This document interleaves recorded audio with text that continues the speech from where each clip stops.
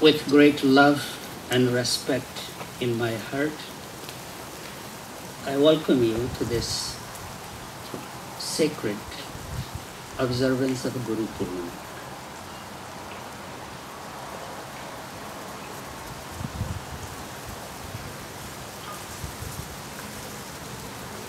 It has been such a rich week at the ashram.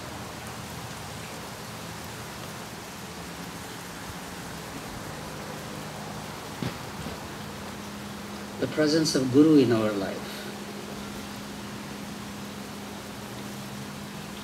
What is the Guru?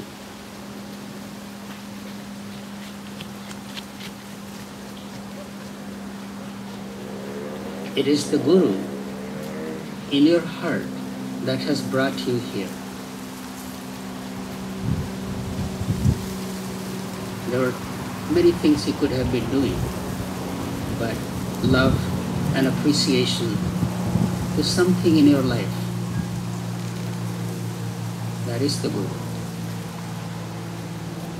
If we truly have that love and respect in my heart for anything, that I am able to set my priorities and be present to it, that is the Guru.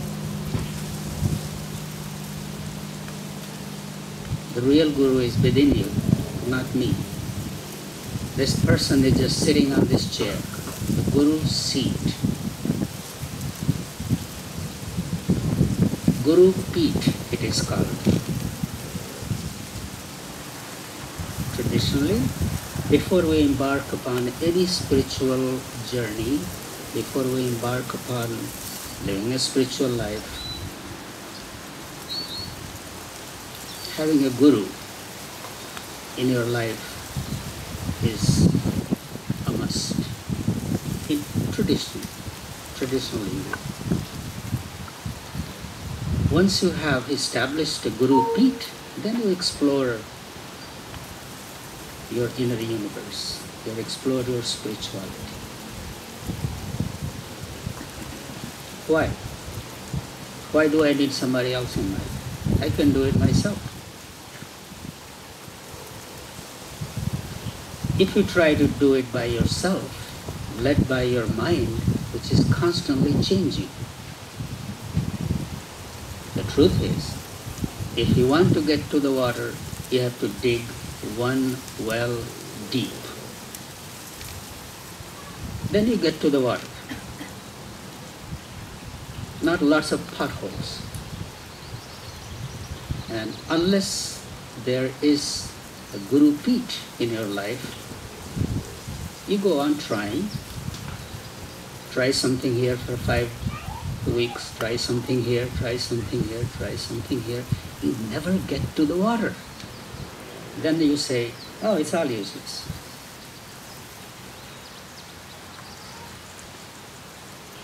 We dig potholes, spiritual potholes, because we do not have a clear direction and devotion. We are not committed to anything. And we all know there are many families here, married couples here.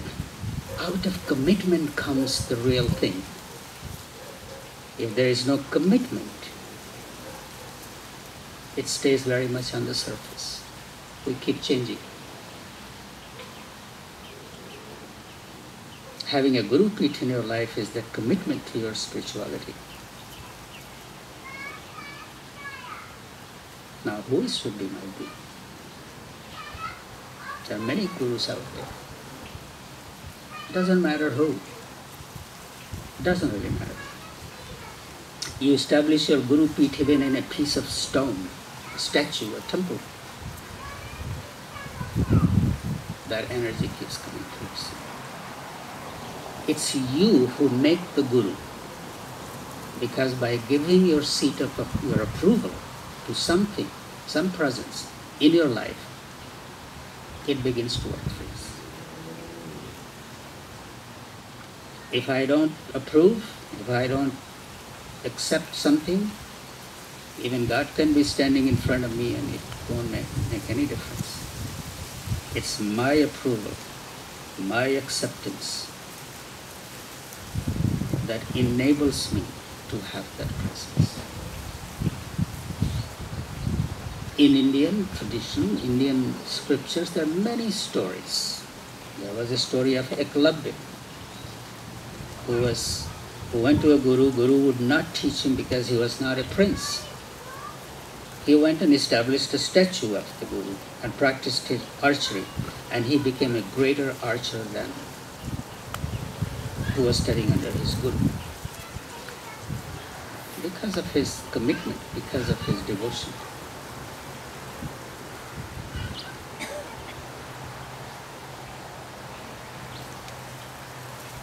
So who is my guru? Who should be the guru? First thing is know that the real guru is within your heart. Your commitment, your focus, your search, your hunger. And once that hunger is there, Guru appears. It is said, when the disciple is ready, Guru appears. The disciple is not ready, even God can appear, it won't make any difference. It's our readiness, our preparedness, our hunger that brings Guru in our life. There is a beautiful poetry written by Kabir Das. Guru Gobind dono khare, kake lagon pae, balihari Guru apno, Govind diyo vata. Kabir was a medieval poet, 15th, 16th century, says, Guru and Govind, God. Guru and God both were standing next to each other. The disciple was in a dilemma. Who should I bow to first? Balihari Guru apano Govindiyo vata. God told him, Govind, God told him, it is because of the Guru you come to me. Bow to the Guru first.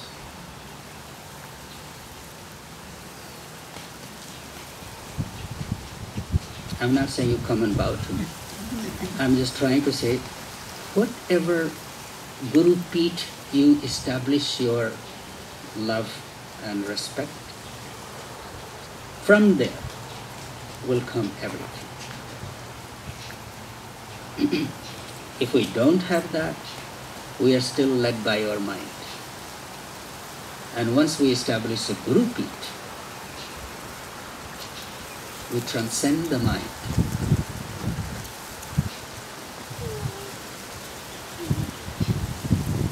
We transcend the mind. I experienced that in my own journey when I was living with my Guru, who I had given that place in my life. Baba will say many things that were totally impractical. My rational mind did not question it, let's put it that way. But I also learned early, because the Baba has said, because the Guru has said, my dharma is to at least take one step in that direction. Not discard it right away. Whatever the Guru says, even if it's against whatever I think, whatever I have learned, whatever I experience, at least take one step in that direction.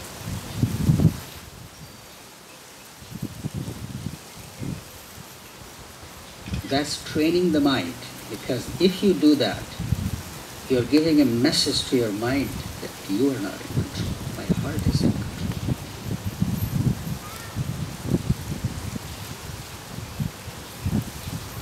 Now, by saying this, I'm not saying if some crazy guru says jump off the roof, then you go and jump off the roof. Keep your eyes open. There are many people who have misused that too. So keep your eyes open, but pay attention that you're not being tricked by your mind. a very fine line. Very fine. How do I go beyond my self-imposed limitations? How do I? It is my devotion to something higher that enables me to transcend my limitations.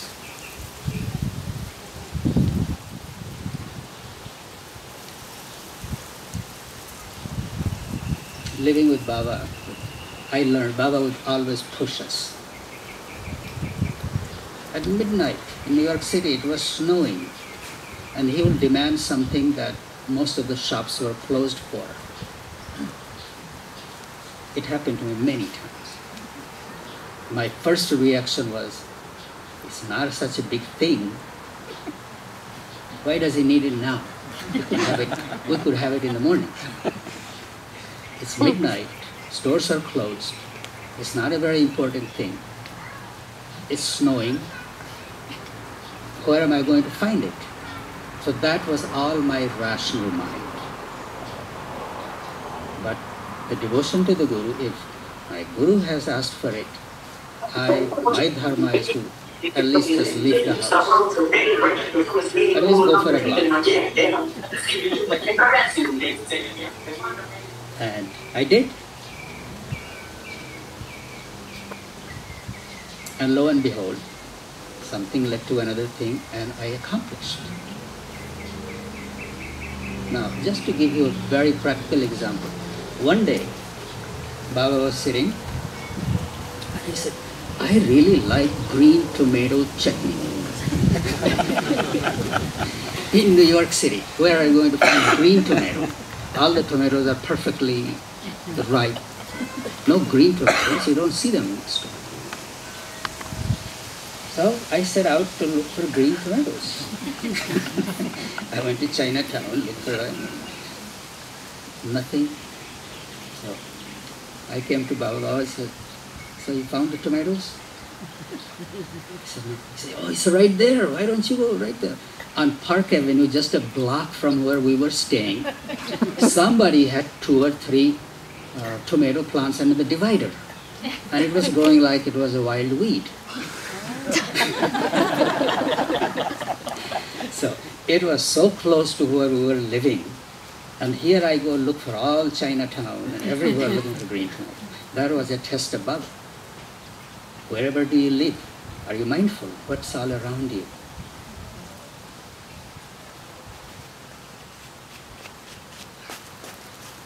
We were at Mount Sinai Hospital.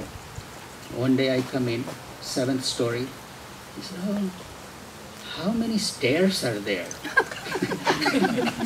Never taken the stairs, we always take the elevators. But Baba always wanted us to know that wherever you are, always pay attention. Right next, after I came from his room, I ran downstairs and counted all the steps, and I still remember how many steps were there. So these are the examples, my rational mind could just immediately say, Babaji, a crazy old man from India, and he doesn't know. Why do I need to know how many steps are there? Why the green tomatoes are so important? Why do you want that particular drink at midnight? As I look back now, this was all an exercise of pushing, expanding our patience, expanding our mind, expanding our how do we react to things. It is our devotion to something higher in our life that frees us from our self-created, mind-held limitations.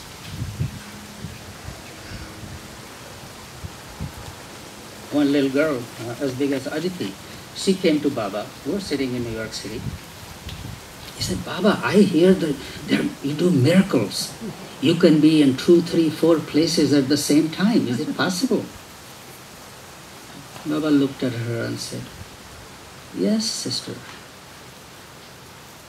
Anything is possible. The word miracle does not exist in my vocabulary. Miracle is for someone who believes that this is impossible. Then if that thing is done, then you call it miracle. But people who are in that state of mind, for them anything was possible. We limit ourselves by our mind, by saying this is impossible, this is hard, I can't do this. How do we set ourselves free from our mind?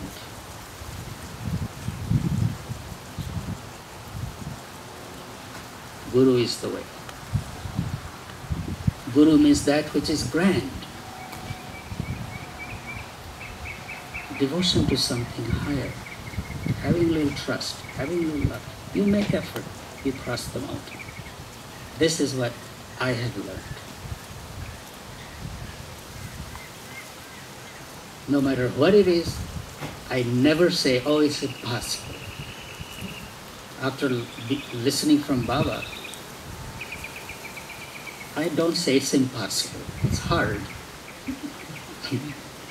It's hard, but it's not impossible. Nothing is impossible. Take on hard things, take on challenges. Your mind is telling you, I can't do this. Then comes the devotion. Oh, with the grace of my Guru, with the blessing of Baba, something will happen, some miracle will happen. That gives us hope to act.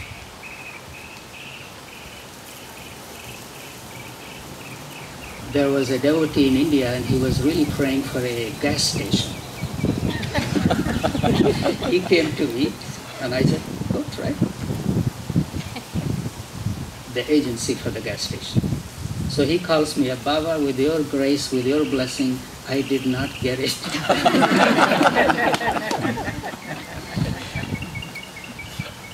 Next year he got a license for 2 gas stations. So had he taken that one, he would not have 2 next year. So a devotee also looks at that way. It's not like I asked for Baba, Babaji gave me the blessing, but it didn't happen, so it's useless. Devotee's heart is, even in failure, sees there is some seed of success. Maybe there is something better waiting for me. This is devotion. May our devotion not be transactional. May we not test it over small things.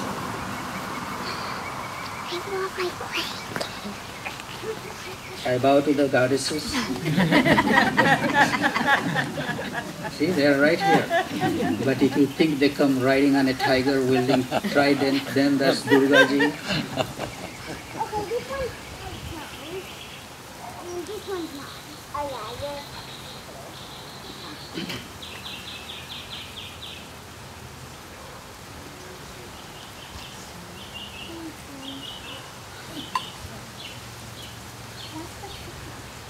Guru Purnima. This is why this day is so special. It's a day that is devoted to that which is higher, which enables us to transcend our limitations, which enables us to dream big. Not only materialistically, dream big. In this lifetime, I will realize the self. In this lifetime, I will accomplish what I really came here to do. What we really came here to do. To know the self. Who you truly are.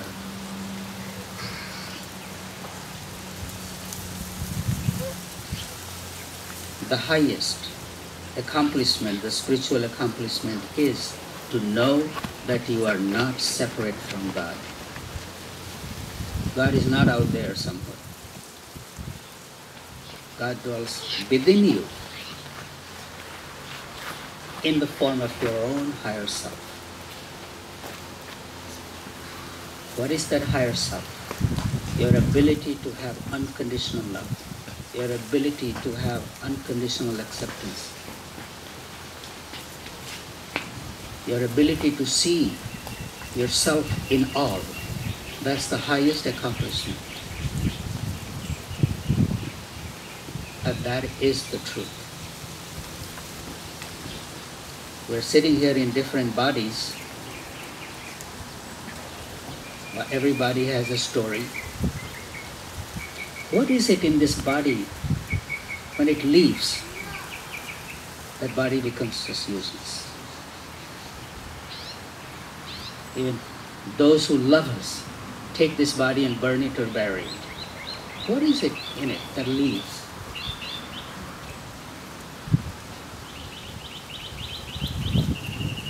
That is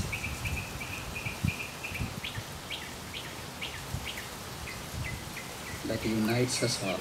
That is the same in us all. Body is different. Everybody has a story. I have a trauma, I have a drama, I have this and I have that and I have that. But when that leaves, that body becomes useless. It is the same presence that breathes in me, and breathes in you, and breathes in us all. And that's how we are all united. We are all really one, seeing the self in all.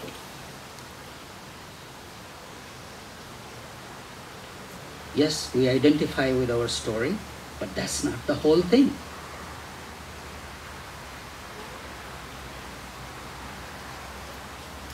The other half is that which is immortal, that never dies. That unites us all. And this is the truth that the Guru, the yogis, point us towards. That whatever story you are living is not the whole thing. The story you are living is only half. Other half is very constant, very present, very illuminated. Now, let's think. How much time do you think about the story which is constantly changing? And how much time do you spend about thinking about the other aspect of life which is ever present, ever whole, in its fullness?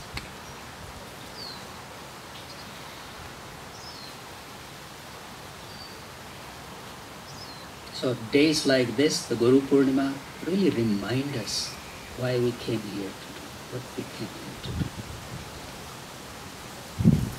Each one of us has a aspiration, has struggles, has success, has failure, has grief, has happiness. That will continue through life. But may we not forget what we really came here to do.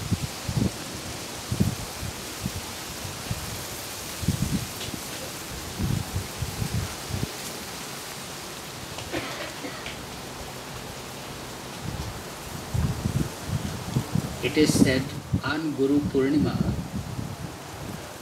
having the darshan of the Guru frees you from all the bad karma that you have done in the year before.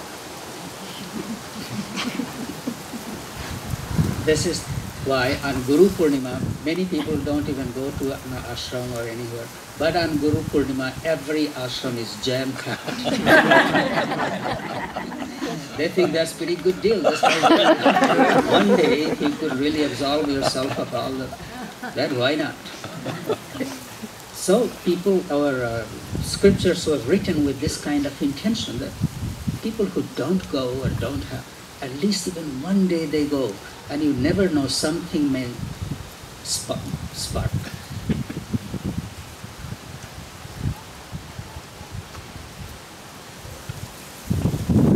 So even if you didn't get anything today, maybe you came late, you didn't get all the sumptuous meal, but if you go home just thinking that whatever happened last year, I'm free from that. All the bad karmas are gone because I have had the glimpse of the Guru. That's how people think in India.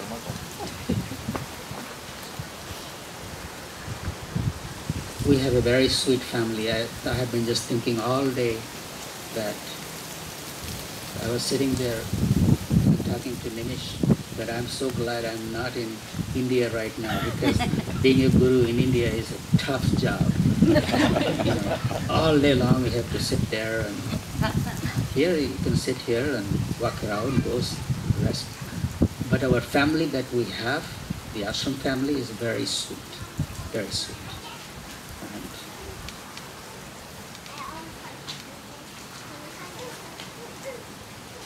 each person that I know is connected with me and with the ashram has a unique quality. Unique quality. Everybody has something very unique. And that was a message, teaching from Baba, that decorate your bouquet with many kinds of flowers. Decorate your bouquet with many kinds of flowers. Not only the one that you like. If they're even like, just stick them in there. Somebody else like, and they make a nice bouquet. So our ashram is like that. There are all kinds of people with all different talents, all different abilities, and it's really very rich. I feel in my heart when I think about it. Seeing what has been happening here over the last whole week, and what's happening in India, if any of you are connected with Indian, both places, WhatsApp groups they have. I don't see what is happening. I see it's the love that is present in people's heart that brings them there. It's the love and devotion. And that's where I see the Guru. I see the Guru in your love.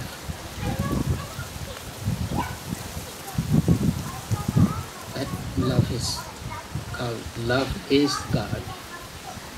Love is Guru.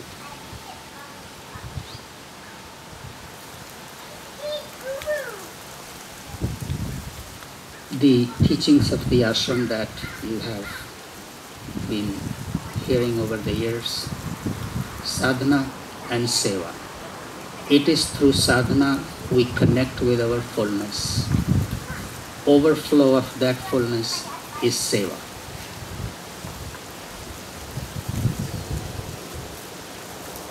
You can truly do seva in your heart. Truly do seva from a pure place if your heart is full.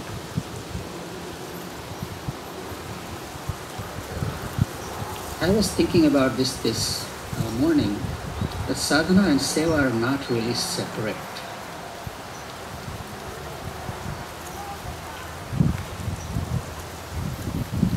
Seva is sadhana. Seva is sadhana. Mother Teresa, somebody asked, there was a time in her life she was desperate, despair. The only thing that saved her was every person who came to her, she saw Jesus coming to her. That was her practice. No matter who that person was, she saw Jesus. No matter what was going on in her heart, didn't matter. She was there to serve. It's a very simple concept. We have Daridra Narayana Bhojan. It's traditionally feeding the poor. And the name is you are feeding God. Daridra Narayana, the wretched God. God in the wretched form.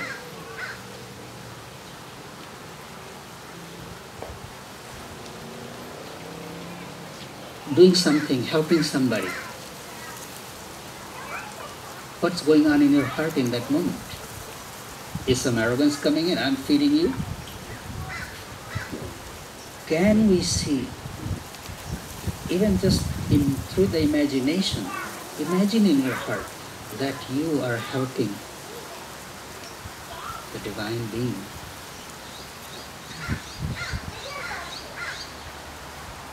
Act will be the same. With what attitude we do it. In our life, in our daily life, maybe there is a moment when I am helping somebody, when I'm doing something, may there not be any trace of what am I getting in return, or what I'm expecting from that person if I do this for him.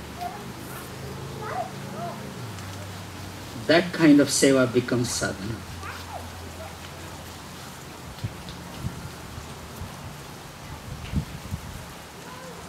That kind of seva becomes sadhana.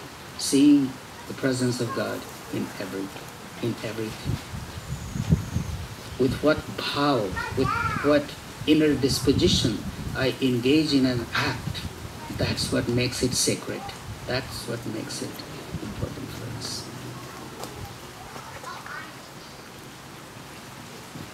So sadhana and seva, if they're not two different things, they're pretty much the same thing. One helps the other. It's how we engage in it.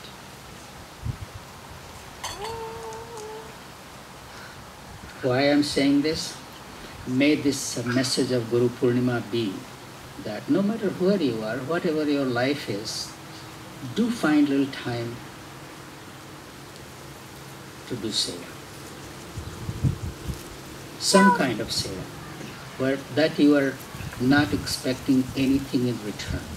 Doing something for a person who may be in need.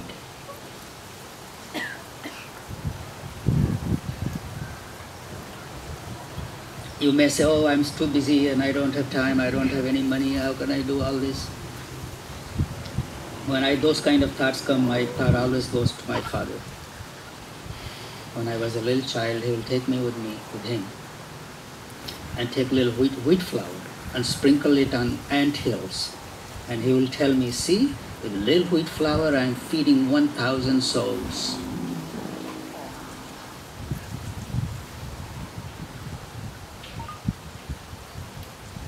Parents, there are children here. We should plant this kind of seed in their mind while they are young, while they are growing up. Parents should take them for a walk in the nature. Just give them plant little seeds of kindness, plant little seeds of thinking about that you can do something for the other. This is our dharma as a good human being. Good parents should raise kind and compassionate children. That's how we can support our society. Otherwise you see what's happening in this world. Being a parent is a big responsibility. Grandparents, teaching something to the little ones to be more kind, more compassionate, more paying attention to what's around them. It's very important.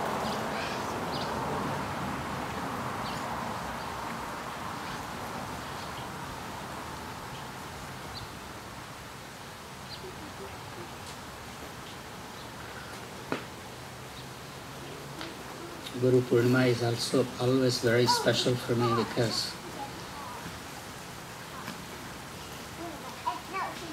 I go back to my memory banks, all the memory bank that I spent in company of Baba, Sarkar Baba, and all the stories, all those moments become very alive. Some moments were very pleasant and some were very unpleasant in that moment. But now I look back and those unpleasant ones were the really rich moments. Those are the moments that shaped.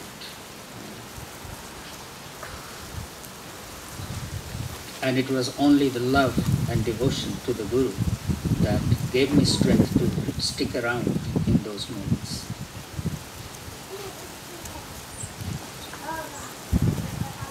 So,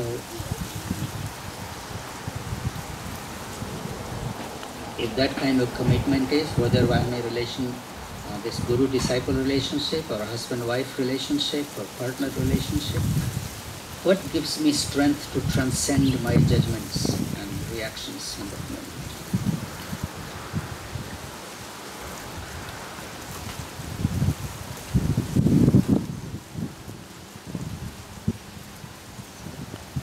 Whatever gives me strength to transcend my limitations is worth worthy of being devoted to in your respect. I can go on speaking like this. Sitting with you feels so good, but I know so time is limited. So thank you all for your presence here. I bow to the Guru residing in your heart. I bow to the Guru that binds us together. May the blessings of that Guru, Param Guru and Adi Guru be with you, together with your loved ones. May you stay in good health, happiness. Thank you all. Om Hara Hara Mahadev Namah Parvati Pataya